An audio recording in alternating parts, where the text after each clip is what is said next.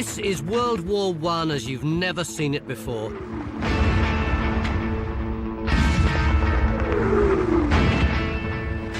It seems unbelievable, but there are thousands of 3D photographs taken of the First World War, yet none of them have ever been shown on TV in their original format.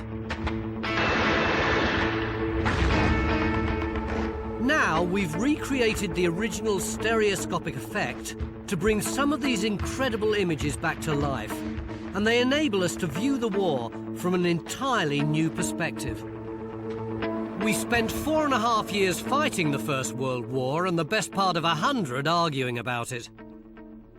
There are so many myths and opinions and politics and propaganda surrounding it that we no longer know what we feel about it, or even how we should celebrate it. Was it a triumph or an unspeakable horror? Do we side with the poets or the politicians? We can't even agree how our children should be taught about it. It's been a cultural battlefield for every generation that followed it.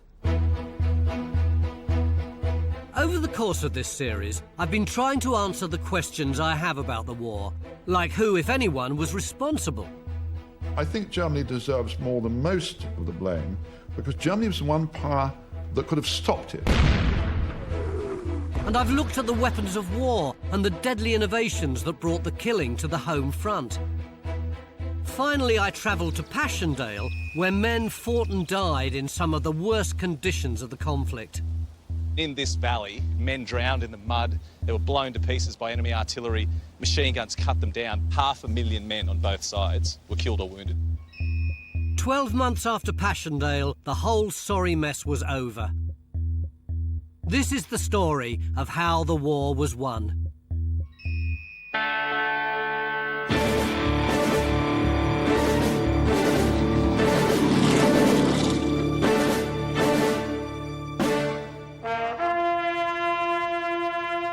This is the Menin Gate, a memorial to the men who died defending the Belgian city of Ypres and whose bodies have never been found. They're remembered here every night in a ceremony that has become iconic. The Last Post.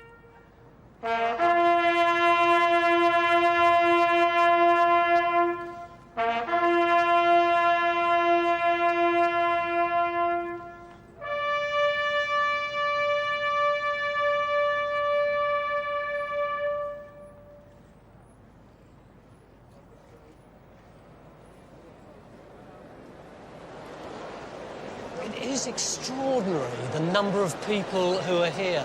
None of these people, of course, fought in the First World War or had parents who fought in the First World War. At least half wouldn't have had grandparents who fought in the war. And yet they come and they treat it with a kind of seriousness and a kind of gentleness that I find absolutely remarkable. And what I find doubly remarkable is that although, yes, there's been a service here virtually every day since 1928, now more and more people are coming. And not just here, it's the same at Gallipoli, it's the same as far as the Somme is concerned, and Mons, and a whole host of other battlefields. People are recognising what happened in the First World War in a way that probably the general population has never done before. There are 54,896 names on that wall. They belong to British and Commonwealth troops who fought and died here. Australians, Indians, South Africans, Canadians, a whole world at war. And people come from all over the world to pay their respects here. With the conflict now a century old, more and more of us are trying to understand this war and what our grandparents and great-grandparents experienced. At Ypres, they went through hell, but for very little gain. After 3 years of war, we were still fighting along the same stretch of France and Belgium. Sections of territory would change hands, but the men were still living and dying in trenches as they had been since 1914. Something had to give. The Allies' great hope was that their new partner in the war, America, could power them to victory. The problem was, They needed time to raise and train a massive army. Recruitment was driven by provocative propaganda posters. And the Americans didn't mess about here, did they? This one recalls the 128 Americans killed when a U-boat sank the Lusitania. America's entry also created a new market for 3D stereographic pictures, and companies were soon taking photographs of American troops in training. Like this, a practice drill to get them used to going over the top. Or this fearsome barbed wire obstacle, meant to mimic the kind of things they'd face in France. On the back of this one, it says, "In no field did the American soldier show himself more proficient than in shooting, as they make the world safer for democracy." Even a century ago, sharp-shooting, gun-toting Americans were guarding democracy. Brilliant.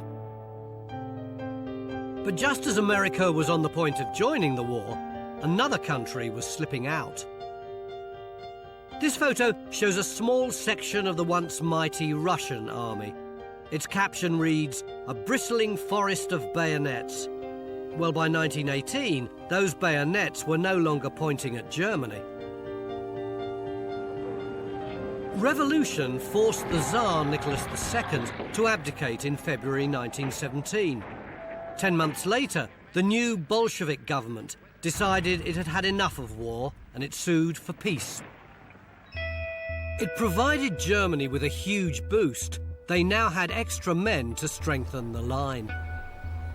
This former hotel in the Belgian town of Spa became the temporary headquarters for the German army during the war.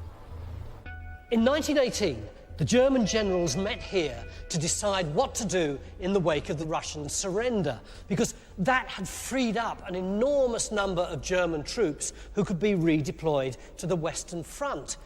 In fact, they now had 1.5 times as many troops as the Allies had. But with the Americans about to join in the fray, that advantage wouldn't last long. So the generals decided to throw everything they had into one last make-or-break attack. And this man, German commander Erich Ludendorff, knew he had to make the most of this opportunity. From 1916 onwards, Germany was largely ruled by the generals. The Kaiser was still nominally running Germany, but actually it was Hindenburg and Ludendorff, the great generals, who were actually in charge.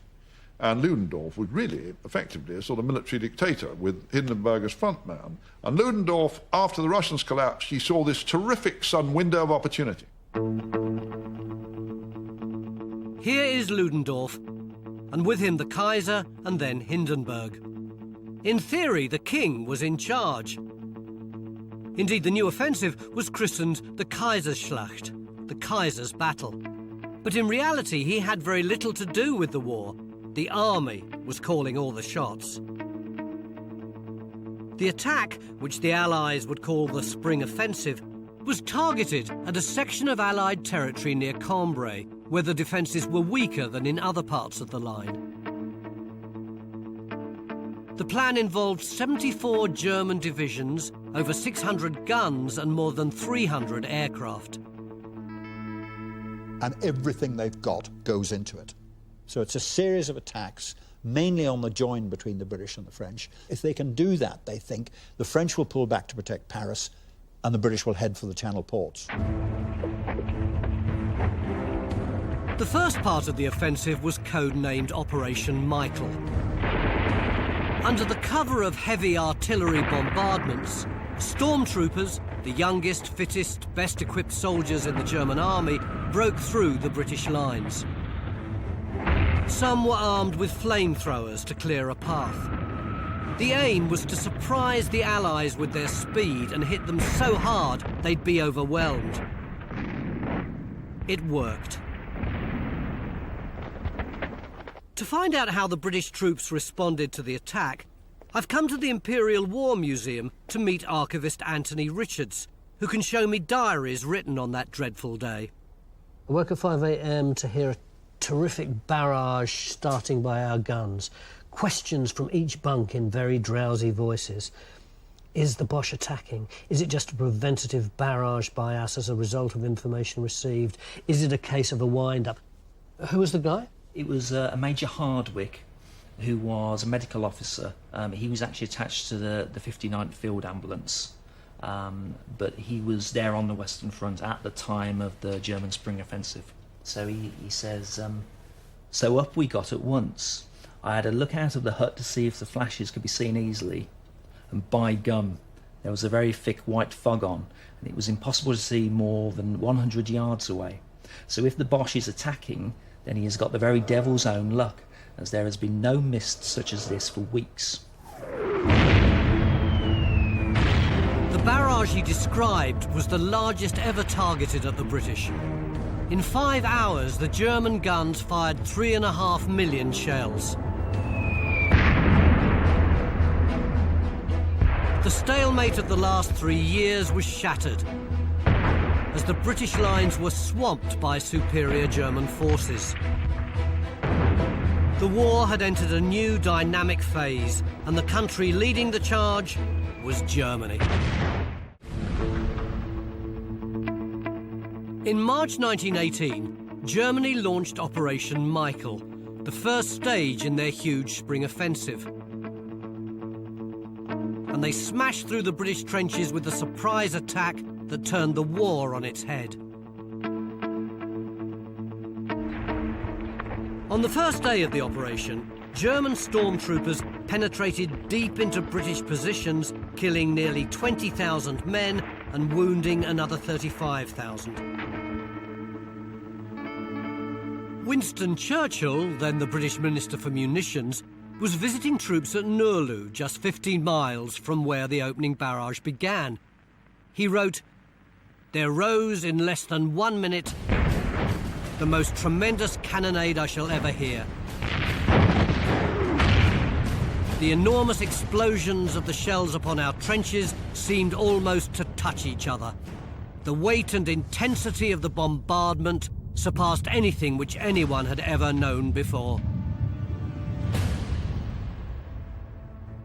By the end of the first day, the Germans had captured 100 square miles of territory. It was the biggest territorial gain either side had made since the opening weeks of World War I. In the early days of Operation Michael, it did achieve spectacular results. It punched a huge hole in the British line. It frightened the life out of the Allies. But after 5 days of heavy fighting, the Allies' resistance began to stiffen. Men and equipment from all along the line were brought in to reinforce their defences. As the Allies rallied to the cause, Germany found its men were lacking the stamina and resources to sustain their attack. The great German command and control had started to break down because the soldiers had been told, one more push and the British are finished. British Army's starving, they were told. And then they overran British ration depots. And they find luxuries that they haven't seen in 3 years. So what's all this about the British Army starving? They overrun rum stocks. And that causes all sorts of problems. And it's the first time, really, in German military history where you find letters from German officers saying, "I never thought I would see this. My troops are drunk. They will not obey me." The spectacular advance created a problem with supplies. They struggled to get what little they had to the troops leading the charge. It's always easier to feed soldiers defending a position, like these men in a 3D photograph at a French field kitchen enjoying a bowl of soup. The British rations were some of the best on the Western Front, so it's easy to see how sights like this could make the German forces question the direction of the war. It wasn't just food they were short of either. The basic problem all the way through the First World War was that defenders could reinforce the threatened bits much more quickly than attackers could push on through. And the German offensive in March 1918, after giving everybody the fright of their lives for a few days, it ran out of steam. And that was really Ludendorff's last throw. From that moment on, if Ludendorff had been smart, he would have said, "Let's make peace quick." But he didn't. Anxious to press home the German advantage, he prepared his weary troops to launch a second major offensive. now targeting the British lines of communication, which were vulnerable to attack. The Germans were now desperate to find a weak spot, and they realised that the main rail line between Arras and the coastal ports was now painfully exposed. If they could capture that, then they could starve the British of supplies. So the High Command came up with a new plan. Operation Georgette was another do-or-die attempt to try and end the war in Germany's favour. Launched in Flanders, the line of the advance stretched from the River Lys to the north of Ypres. The aim was simple: to smash the Allied supply and communication lines. The attack began on the 7th of April 1918. They smashed through the strung-out Allied defences, and for one dreadful moment, it looked like the lines would break. Fearing the Germans would be at the ports within a week, Douglas Haig, the British commander, knew that his forces were facing a desperate situation. So on the 11th of April 1918, he issued a defiant rallying cry. "There is no course open to us but to fight it out. Every position must be held to the last man. There must be no retirement." With our backs against the wall and believing in the justice of our cause, each one of us must fight on to the end. He said it because there's this last throw of the Germans, everything they'd got into this offensive, the Kaiserschlacht, the Kaiser's offensive in 1918. And the lines are pulling back. And Haig knows that if they pull back much further, the piece of elastic will break. And that's when he says, this is backs to the wall. We stand and fight. That actually works with the British. The British are a grumpy nation. They're a stubborn nation. They're a pretty bolshy nation. And when you say to them, backs to the wall, this is it, they will actually react to that. I mean, we're not that good on offensives. We're bloody good when we have to defend, because we're stubborn buggers. Is that what it took to win the war? Stubbornness? American historian Gerard de Groot agrees. So you think this notion of British stoicism is real? It's not just some kind of cliche that we invented to pat ourselves on the back? No, I do think so. Yeah, I think, you know, it's the bulldog mentality. There's something almost concrete about the British determination. We do have our backs against the wall. You know, this is where we're at our best. Yes, at least it means there's a wall. There's something solid there, even if it's only our own psyches. Indeed, yes. You know, that the wall is British culture, is British history. We're up against it, but that wall is a pretty solid wall. This British bulldog spirit was also stirring beyond the trenches. Our home front rallied together. Men and women flocked to work the Easter weekend to bump up supplies. Despite the bad news, thousands of shells, bullets, guns and artillery, tanks and aircraft rolled off the production line and made their way to France. The British had refused to break. What actually happens is that the piece of elastic stretches and stretches and stretches and stretches, but never actually breaks. And the Germans, having shot their bolt, they haven't got another bolt. Germany's biggest problem had been caused by these men and thousands like them. These were the pride of the British Royal Navy, who'd spent the war successfully blockading the German ports and starving the country of supplies. Because of the Royal Naval blockade, they cannot import rubber. So their vehicles are running on steel rims, and you can't do that for very long. They'd run out of everything. They'd run out of ammunition. They'd overstretch their lines? They'd overstretch their lines. So they run out of materiel. They also actually run out of morale. The relentless blockade had put the Germans on the brink of starvation. As well as the lack of rations on the front line, there were also shortages and food riots at home. The nation was losing its will to win.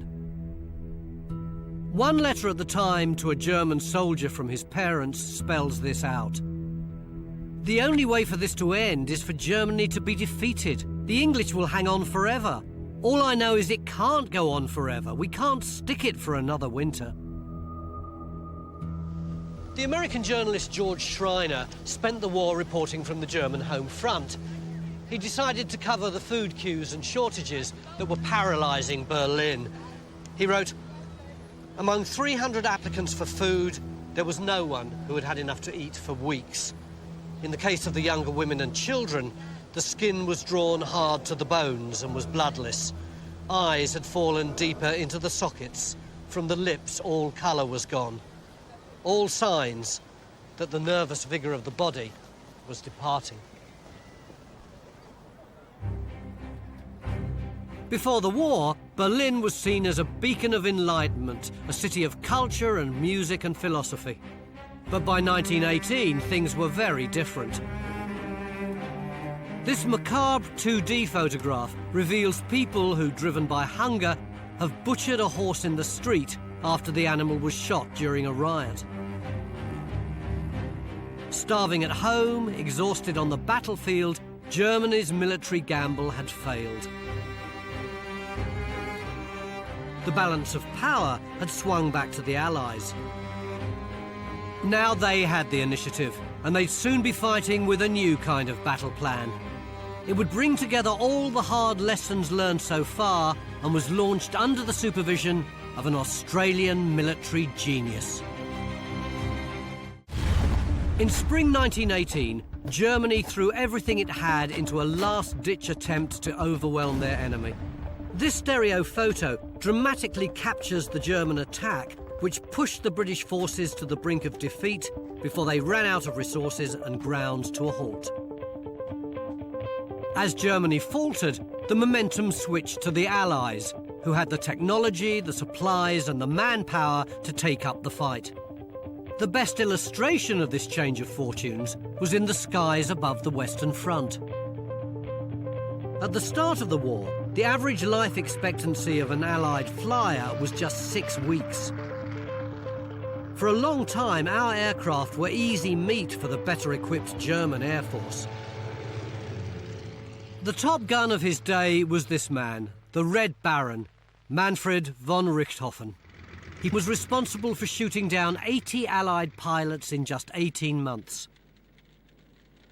This 3D photograph is an astonishing document of the kind of carnage that Germany created in the sky above the Western Front. But by spring 1918, the Allies had got their act together. Dodge Bailey is a pilot who flies World War I aircraft at the Shuttleworth Collection in Bedfordshire. What is this plane, Dodge?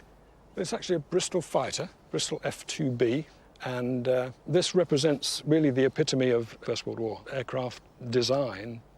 We've got an aeroplane that's got 260 horsepower, and it's a wooden structure, but the covering is actually Irish linen and then doped, and it's quite strong. Is it still essentially like one of the very early aeroplanes, or is it much closer to the kind of thing that we fly in today? It looks like an earlier aeroplane, but in terms of how it handles, its stability and its controllability are moving towards a modern aeroplane. So it's a predictable aeroplane to fly. So you think I should be all right? You'll be fine. Yeah. I love that smile. You'll be fine. Yeah. It might handle like a modern plane, but flying one of these in combat was a real test of endurance. These French soldiers waving off an Allied fighter are definitely safer on the ground. Dodge wants to show me just how tough this plane is and how difficult a job the pilots had, which means taking to the skies in a 100-year-old aircraft.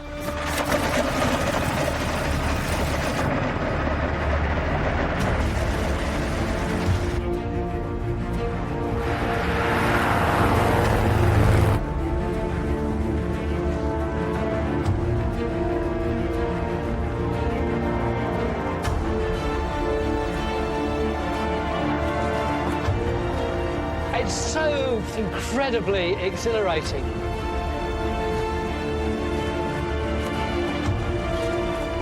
On the sides, of course, you can just see everywhere. But in front of you, you can't see anything coming towards you. You just had to keep moving around all the time, twisting, turning, just to make sure something wasn't coming at you. I imagine that the guys who were flying these would have been absolutely wiped out. They have to be really fit, I think. By 1918, we had around 4,000 elite combat planes. And not only were our planes better, so too were the men flying them. Crucially, with American, Canadian, French and Australian pilots taking to the skies, we were now outnumbering the enemy.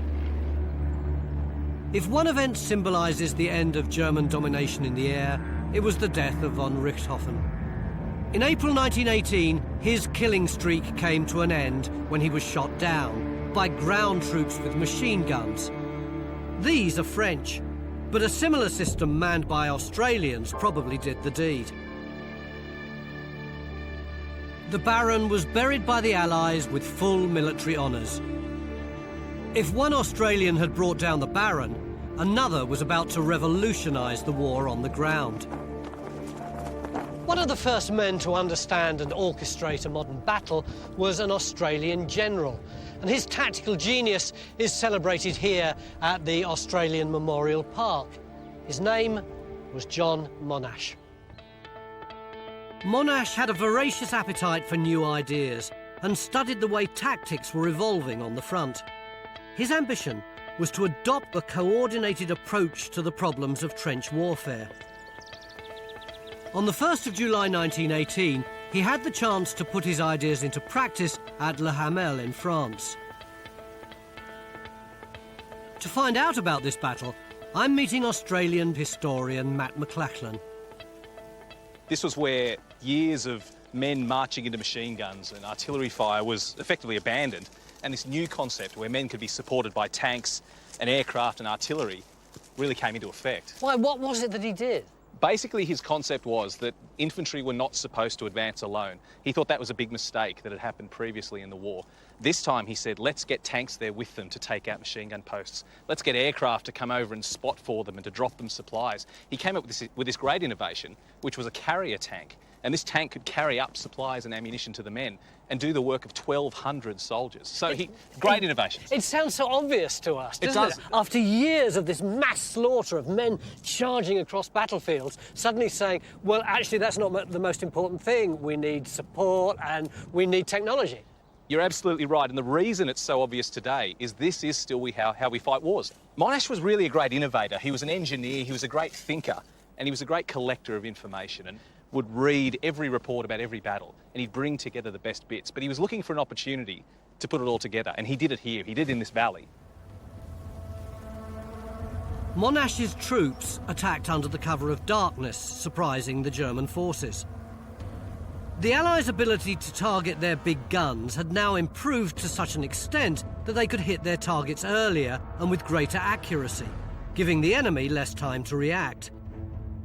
They could also provide what was known as a creeping barrage, where they shelled just in front of their own advancing troops to stop the Germans firing at the Allied soldiers moving towards them. These tactics would prove invaluable as the Allies prepared to take the hill.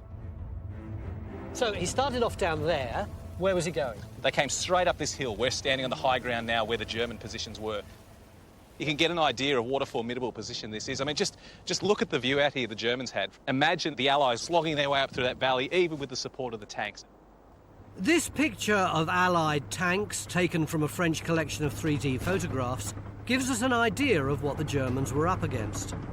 At Le Hamel, the tanks were painted with diagrams relating to the battalions that would support them. That way, the infantry knew which tank to follow in the heat of battle. It wasn't the only smart idea employed here.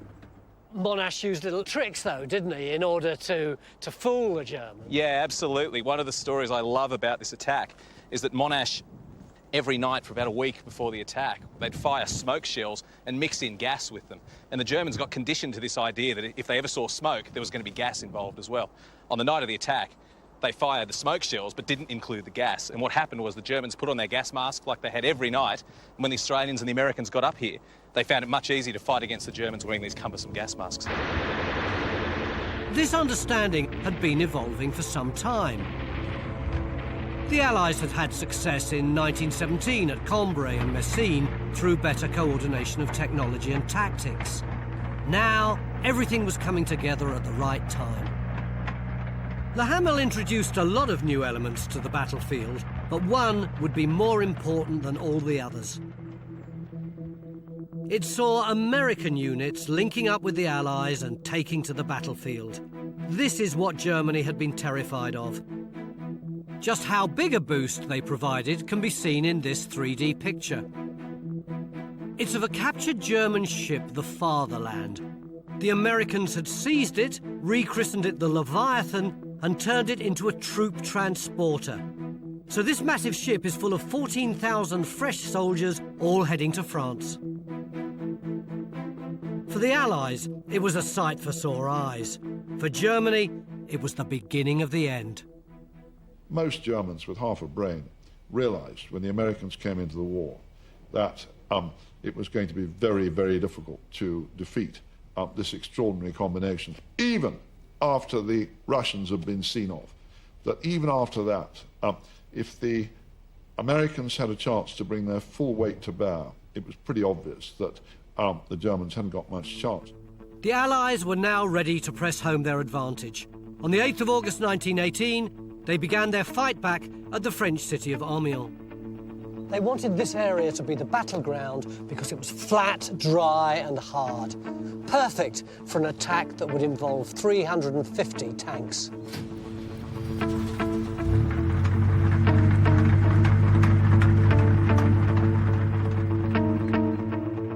The tanks would lead the charge at Amiens, the first battle in what became known as the 100 Days Offensive.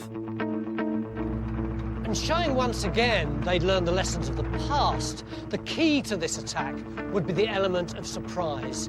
They brought the metal monsters into position under cover of darkness and flew planes overhead to muffle out the noise. On the eve of the battle, the Allies felt confident of success. But even the most optimistic commander couldn't have foreseen what would happen next. For 4 years, the conflict had been largely dominated by a grinding war of attrition and stalemate along the trenches of the Western Front. By summer 1918, that had changed completely. On August the 8th, the Allies began a series of attacks around the French city of Amiens, and the results were incredible. Part of the attack was launched at Le Hamel, and from here you get a clear picture of the shift in momentum. If you look just up on the ridgeline, you can see a spire right there. Just next to that little wood? That's right. On the 8th of August 1918, the advance, the 100 days advance that ended the war, began from these trenches. In one day, they advanced from this trench to that spire. That's almost 15 kilometres away. That's incredible given what had preceded it, isn't it? Exactly. We think about the First World War, stalemate, mud, trenches.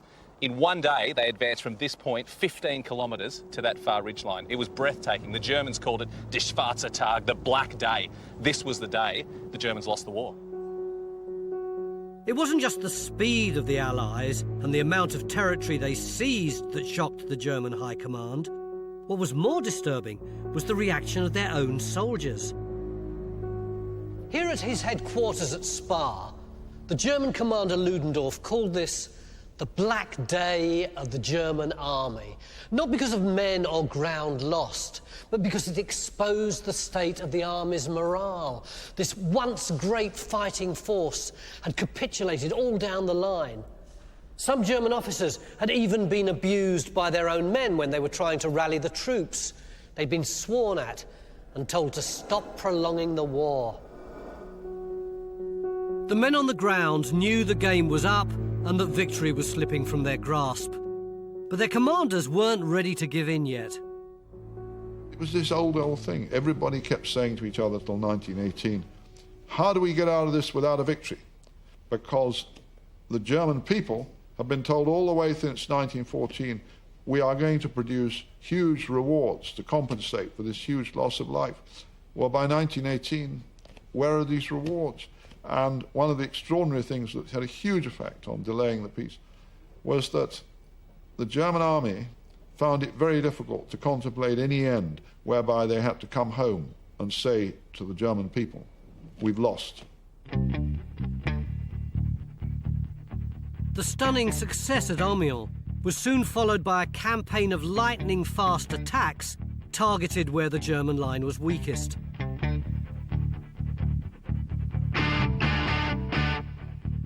the city of Albert was recaptured. On the 29th of August, Noyon was taken by the French, followed by Arras and Bapaume, until finally the Germans were pushed back to the Hindenburg Line. This is a 3D aerial photograph of a section of the line, and it shows just how deep and entrenched those positions were. The guns were protected by concrete. The Germans believed it was impregnable. They were wrong. The Allies began attacking sections of the line in September. They broke through in 9 days, capturing 380 heavy guns and 36,000 prisoners. Not that they gave up without a fight. This stereo photograph shows the moment an advancing Tommy trips over a booby trap and is blown back by the blast. In 3D, you feel you're just behind the bayonets as this soldier surrenders, although chances are it was probably mocked up for the cameras. There's nothing fake about this surrender picture, though. This is a line of 1,900 German prisoners captured by the Americans. The writing was on the wall for Germany.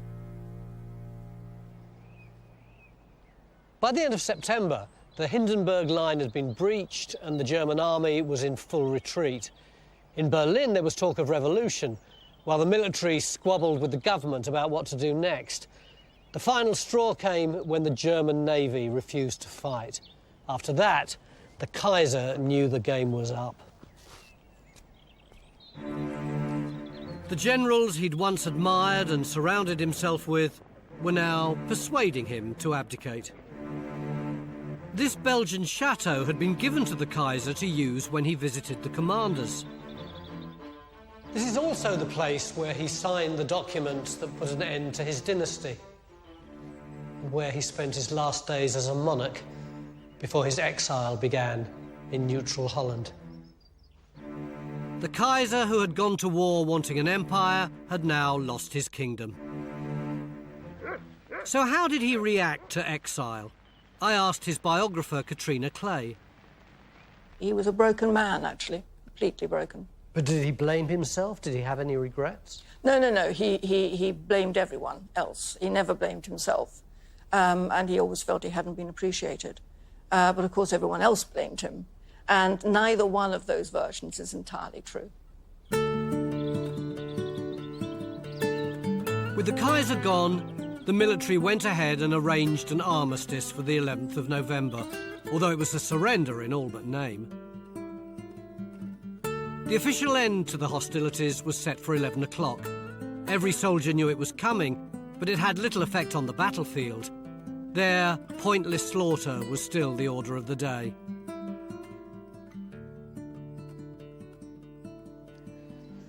This is the grave of Private George Edwin Ellison, aged 40, born in Leeds.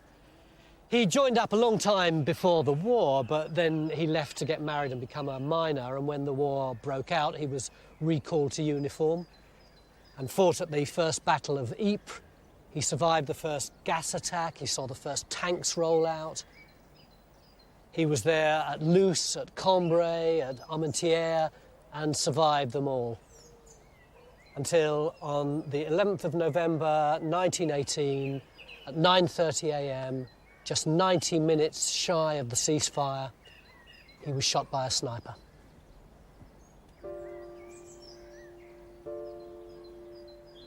In all, 863 Empire soldiers were killed on the morning of the armistice. What an utter waste of life.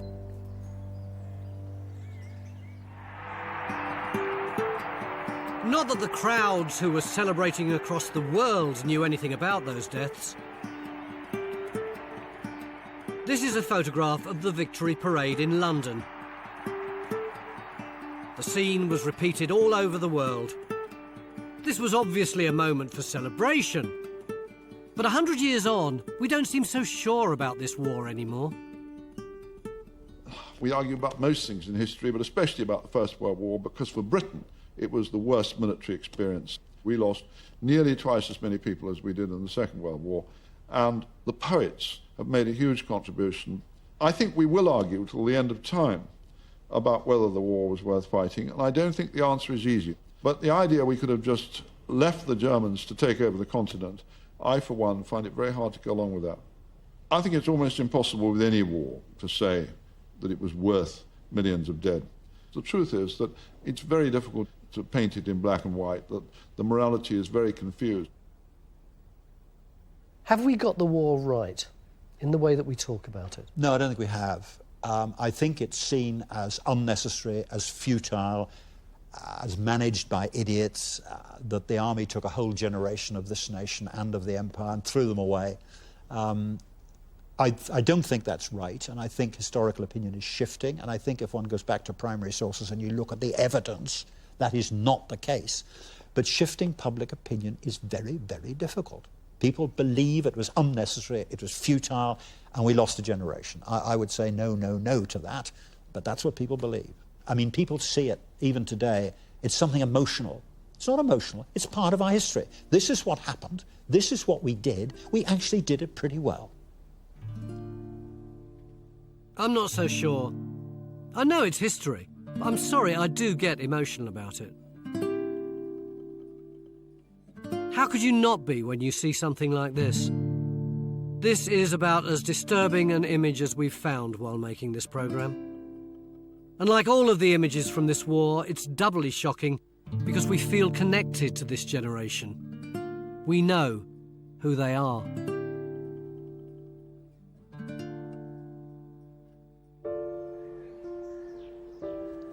Throughout this series, we've used original 3D photographs to try and get a tangible sense of some of the people who were involved in the First World War. But, of course, there are other ways of making an emotional link with people. For instance, look at some of these little messages that have been written on the little wooden crosses by tourists. Charles Parker, thank you. You deserve your life back. I found you. R.I.P. Uncle, God bless you. From your granddaughter, thank you for sacrificing your life for me. I love you.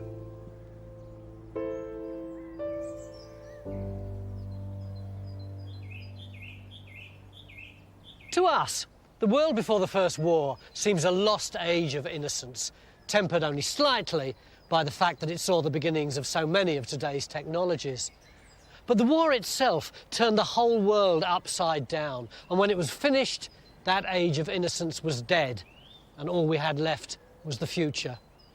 World War I helped make us who we are. It gave birth to our world, the modern world. Maybe that's why we can't walk away from it.